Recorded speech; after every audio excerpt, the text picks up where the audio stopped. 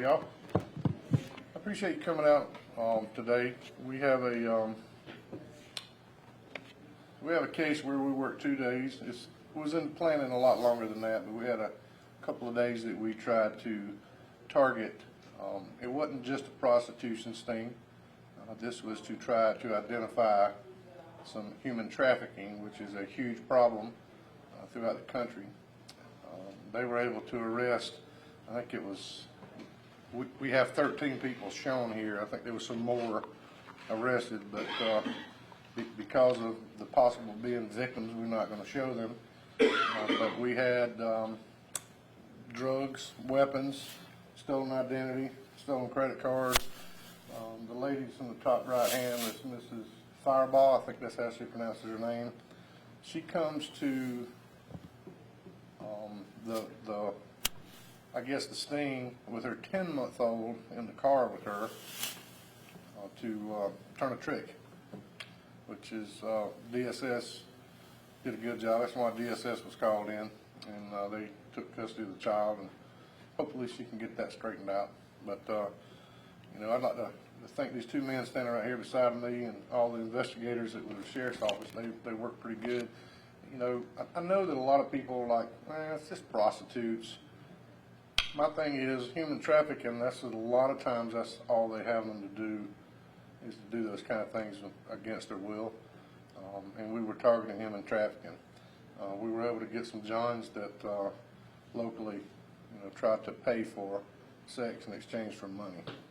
So we will send out a press release, and I don't want to give away all the other stuff that you have on it, but I have two gentlemen here that will be more than willing to answer questions with me if you have any, so I'm sure you do.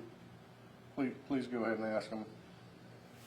So you had this sort of trafficking ring here. This is here in Spartanburg? Yes. And then 13 plus people were arrested, you said? That's right, and we were targeting the human trafficking aspect of it, not just the prostitution, but that was a byproduct of it. And here's the other byproduct of it was drugs, weapons, identity theft, and those kind of things.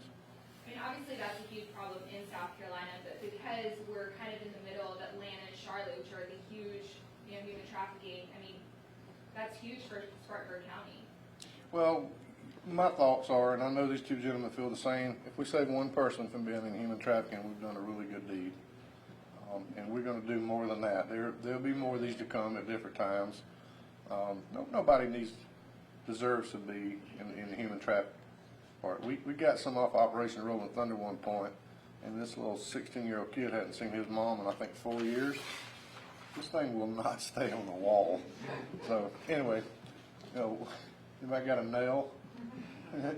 So, it was a very moving experience to watch that boy and his mom get reunited. They were taking him to New York, and he was going to sell drugs, be made to do it. How many victims were, saved, and what were their ages? Do y'all want to talk about any of that? I didn't want to speak to it. I can speak. Please. What was the total number of prostitution arrests that we had? Okay. So we had at least 6 that were had their identity. So we have to be clear. It's like this was this is an operation. It wasn't a known trafficking ring. So what we're trying to do is sometimes the only way to find human trafficking victims is through direct contact, and the only way to do that is really to run an operation like this. And when we come in and we set up our deal for sexual services, then we literally bring them in and speak to them about what their situation is. And our main goal is to offer them services to get out of this life. Are there prostitution arrests still made? Yes, they're still breaking the law. If they're not going to admit that they're not going to identify as a human trafficking victim, an arrest still is going to be made. But we leave them with phone numbers, we leave them with the names they've been called. They're offered services that day that if they want to leave and get to a safe house, we can absolutely make that happen. The victim witness coordinator was there out with us for the full 12 hours that we did this operation. We had emergency beds on standby at safe homes. I had nonprofits on standby if they needed help to get services. So we were ready to roll should someone do that. And this is the only way to meet them. Unfortunately, I just can't walk up to someone at the mall or on the street who I think is doing this. I know someone this is doing it, and I know through my experience that they are probably at some point being made to do this and need help being removed from that life. So that was really the main goal of the first part of this operation. Was there something, I know that you guys are talking about a big crackdown after this too. Was there something that led to this in the first place for you guys to start making contact with? This was just the officers being proactive instead of being reactive. A lot of times when you're reactive, you're investigating the victim's problems at that point. Just like Steve said, we have to make sure that we are doing everything we can. You know, some of these people that we didn't put their picture up, we feel like may be a part of it. We don't know yet. And we may not ever know, but we did, these gentlemen was forward thinking enough to be able to make sure that they gave them some outs. You know, that's embarrassing, and we didn't want to, you know, we were really trying to make sure they understand nobody's judging you. We have to do these kind of things in order to get to a different level. And you see the pictures on the wall there too. That's quite a good amount of pictures. Is this one of the larger operations that you guys have I guess, really busted in at least this year? Well, it is this year, yes. We've done a bigger one than that. I'm going to be upfront with you. Prostitution is not our main thing to go after. We have to go after it because it's illegal and it's our job. But a lot of times we find these when we're doing drug arrests and all these other things. I thought this was a really good operation designed just for that, so that we could target just the people who may be human trafficked. So I thought it was a great operation. Yes, ma'am. Targeting the Johns, do you find that that's one of the best ways to help bring human trafficking down, I guess, is to Sure. scare them? Can you talk about that? Yeah, it's kind of a warning shot, I guess you'd say. You know, we're not trying to embarrass anybody. That's not our goal. But we didn't force anybody to answer some of these ads online and talk about paying for sexual favors with cash either. And you know, there's good God, man, since I was in the 4th grade, I learned about sexually transmitted diseases, and kind of scared me. I don't know how some of these guys are living on the edge like they are, but you know, we got to do these kind of things to make sure. And again, if we save one person from being human trafficked, we've done a good thing. And most of this operation, was it done online with the Johns? Some of it. Like Facebook? Some of it. I'm just not going to give up all the little tricks that we possess. Everybody seems to know our job really well. I'm going to let them guess about that one. So. And then you said there was 6 or 7 victims that were saved from this operation? We saved them out because they're potential. So don't know yet. I hope if any of them are being forced. And, you know, people don't have to be kidnapped and brought to different states to be in human trafficking. I mean, somebody close to them that they've known a long time could force them to be doing this, and you know, we just want to break that cycle. Is like the ringleader up here? They're all. There really wasn't a ringleader. They were just people that, you know, answered the ads. You may have touched on it a little bit before, and I apologize if I missed it, but the connection here between the prostitution and the human trafficking, was there evidence that you guys may have seen some of the human trafficking once you got in touch with those people, and how was the connection there discovered? I think there were tendencies that we saw. We didn't pinpoint anyone in particular, but there were tendencies. Yeah, and so what we see is that we see a lot of people, drug addicted people. Immediate red flag for trafficking because I'm holding a source of supply to the drug that they're addicted to. It makes you highly vulnerable to being trafficked. So if there's a trafficker dropping down sitting in a parking lot says you need to go in that hotel room or you don't get your heroin or your meth, you no longer have a choice to do that because you need that drug to survive. So each one of the women that we encountered has some sort of addiction problem. So that's red flag number 1. There could be a trafficking situation.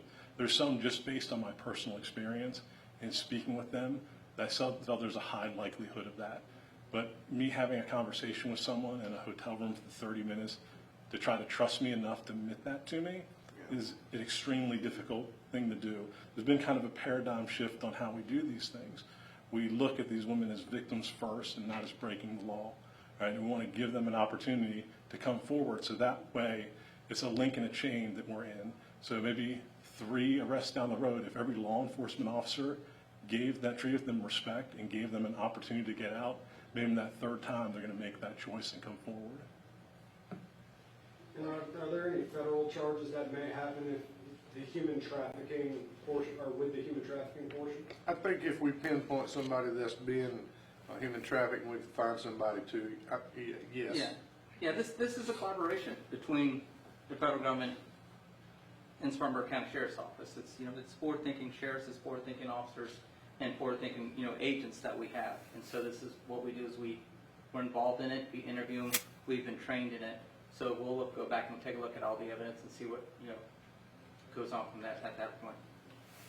I know you touched on sort of the resources and offering those resources. For someone at home who might be watching, who might be worried about a family member, see any of these signs, what can they do? You're going to put me on the spot because I cannot remember the 1-800 number. I'm sure someone will We give it to send me. to you in your packet. No, so you can, there's much resources. If you just really Google human trafficking hotline, there's a number that'll pop up that you can call, Call me. right? Or you call your local police department, dial 911. I mean, if it's someone's that dire a situation. I'm gonna further that.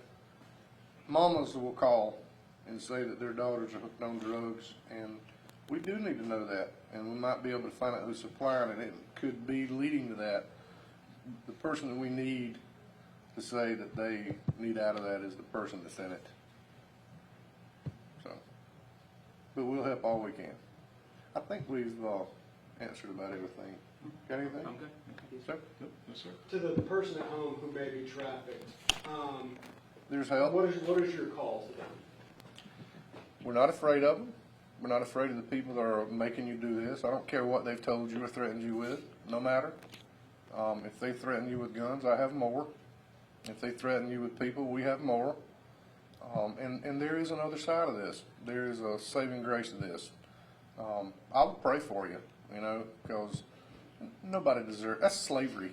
That's a form of slavery. And I'm opposed to that in every shape, form, or fashion. And it's just not the right thing to do with a human. If you want help first of all, if you call and ask for help, you're very brave, and we're going to help you. We're going to go the extra mile with you. So no matter what you've been threatened with, you get to 911, we'll help you. That's the message. Thank you.